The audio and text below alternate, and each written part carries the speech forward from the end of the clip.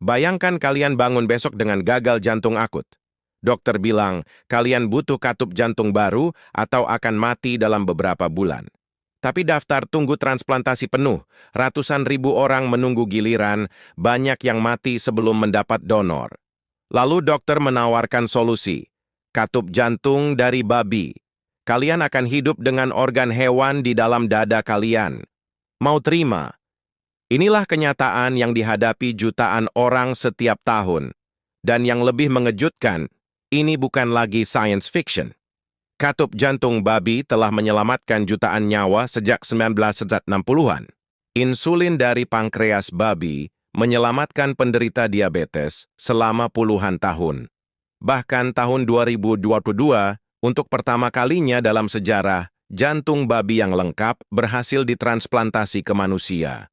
Tapi bagaimana seekor hewan yang identik dengan kotoran dan bacon bisa menjadi penyelamat medis terbesar abad ini? Jawabannya akan mengubah cara kalian melihat babi dan mungkin membuat kalian berpikir dua kali sebelum makan bacon berikutnya. Kesamaan yang tidak terduga. Selama puluhan tahun, ilmuwan mencari model hewan ideal untuk penelitian medis. Tikus terlalu kecil, primata terlalu mahal dan kontroversial, anjing dan kucing terlalu dekat secara emosional. Lalu mereka menemukan kandidat sempurna yang selama ini diabaikan, babi. Ukuran organ babi hampir identik dengan manusia. Jantung, ginjal, hati, paru-paru, semuanya berukuran kompatibel. Tapi yang lebih penting adalah fisiologi mereka. Sistem kardiovaskular babi bekerja seperti manusia. Sistem pencernaan mereka identik karena sama-sama omnivora. Bahkan kulit mereka memiliki ketebalan dan struktur yang sama. Yang paling krusial adalah respons imun, dan metabolisme mereka sangat mirip dengan kita. Ketika obat dites pada babi, hasilnya jauh lebih prediktif untuk efek pada manusia dibanding hewan lain. Ini bukan kebetulan, evolusi telah membuat babi dan manusia mengembangkan sistem biologis yang surprisingly similar, meski kita spesies yang sangat berbeda. Revolusi diam-diam, katup jantung. Tahun 1960-an, penyakit katup jantung adalah vonis mati. Katup yang rusak tidak bisa diperbaiki, dan transplantasi jantung masih eksperimental dengan sukses rate rendah. Ribuan orang mati setiap tahun menunggu solusi yang tidak pernah datang. Lalu seorang ahli bedah bernama Alain Carpentier punya ide radikal. Bagaimana jika kita gunakan katup jantung babi? Reaksi pertama adalah shock dan penolakan. Memasukkan organ hewan ke tubuh manusia, itu barbarik, tidak etis, dan pasti akan ditolak sistem imun. Tapi Carpentier menemukan sesuatu yang mengejutkan.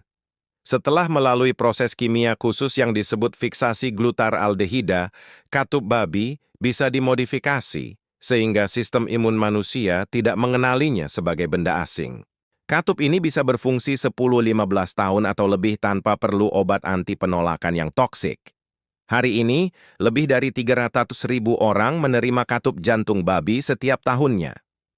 Prosedur yang dulunya kontroversial, kini menjadi standar treatment.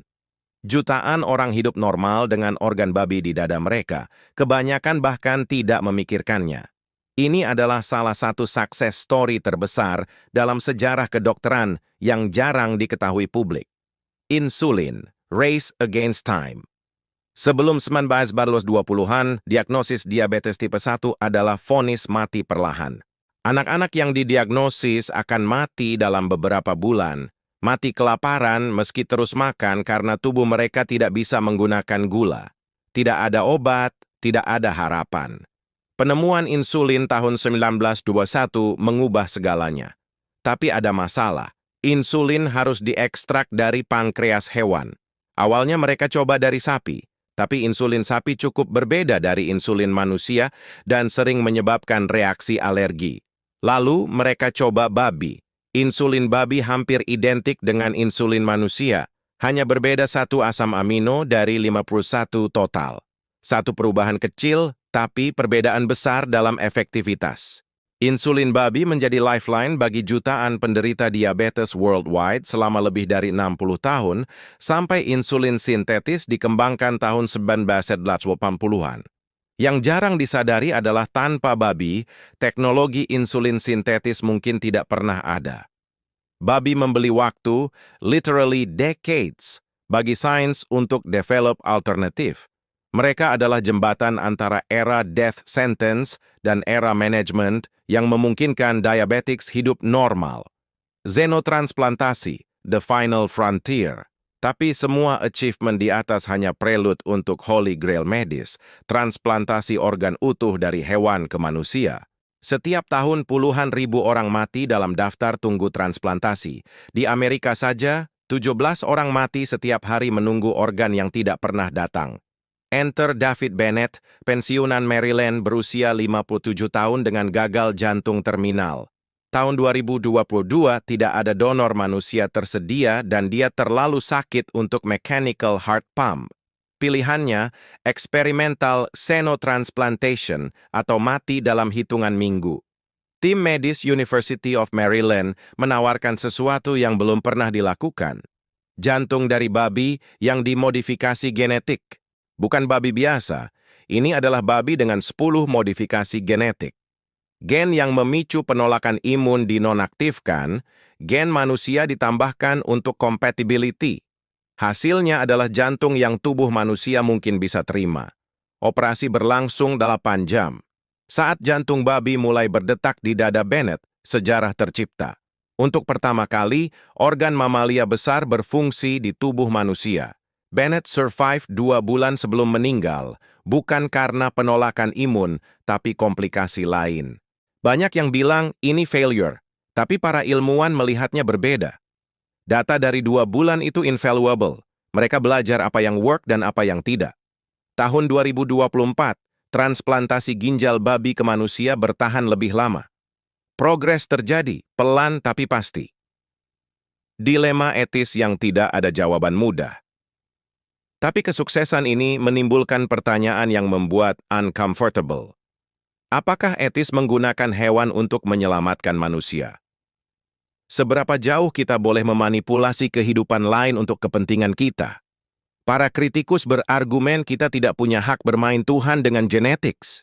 Menciptakan babi designer khusus untuk organ harvesting adalah moral line yang seharusnya tidak dilanggar. Bagaimana jika babi-babi ini suffer? Bagaimana jika mereka develop consciousness lebih tinggi karena gen manusia yang ditambahkan? Pendukung counter-argument, 17 orang mati setiap hari menunggu organ. Ribuan anak kehilangan orang tua, keluarga hancur. Jika kita punya teknologi untuk menyelamatkan mereka, bukankah lebih immoral untuk tidak menggunakannya? Babi yang digunakan dibiarkan dalam kondisi controlled, tidak mengalami suffering yang tidak perlu. Prinsip 3R, replace, reduce, refine, menjadi guideline etis. Cari alternatif non-animal jika ada. Gunakan minimum hewan yang diperlukan. Perbaiki protokol untuk minimalisir suffering. Tapi pada akhirnya, ini adalah tension filosofis yang tidak punya jawaban hitam putih. Masa depan. Organ on demand 5. Sampai 10 tahun dari sekarang, xenotransplantasi mungkin menjadi rutin prosedur. Peternakan khusus akan breeding babi designer dengan genetic profile optimal. Ketika seseorang butuh ginjal, hati, atau jantung, organ bisa ready dalam hitungan minggu. Tidak perlu menunggu donor meninggal. Teknologi CRISPR memungkinkan precision gene editing yang sebelumnya impossible. Beberapa biotech companies sudah working on organ printing menggunakan pig cells sebagai building blocks. Kombinasi xenotransplantation dan tissue engineering bisa completely eliminate waiting lists. Tapi ini membuka pertanyaan baru. Jika organ bisa dibeli on demand, apakah hanya orang kaya yang bisa afford? Akankah ini menciptakan two-tier medical system di mana wealthy people punya akses unlimited ke replacement organs, sementara poor people tetap mati menunggu? Kesimpulan, pahlawan yang tidak kita hargai. Babi telah memberikan kontribusi luar biasa untuk kemajuan medis modern, tapi kontribusi mereka largely invisible dan unappreciated. Jutaan orang hidup karena katup jantung babi, tapi jarang yang tahu atau peduli. Penderita diabetes diselamatkan insulin babi selama decades, tapi sekarang sudah terlupakan. Setiap kali kalian dengar tentang breakthrough medis baru, ada kemungkinan besar babi berperan dalam development-nya. Mereka adalah unsung heroes yang menjembatani gap antara laboratory research dan clinical application yang save lives. Tentu, penggunaan hewan dalam sains harus dilakukan dengan tanggung jawab dan ethical consideration yang serius. Dialog tentang welfare hewan dan moral boundaries harus terus berlanjut. Tapi juga tidak bisa dipungkiri bahwa kontribusi babi telah mengubah kedokteran selamanya. Next time kalian lihat babi, mungkin pikir 2 kali.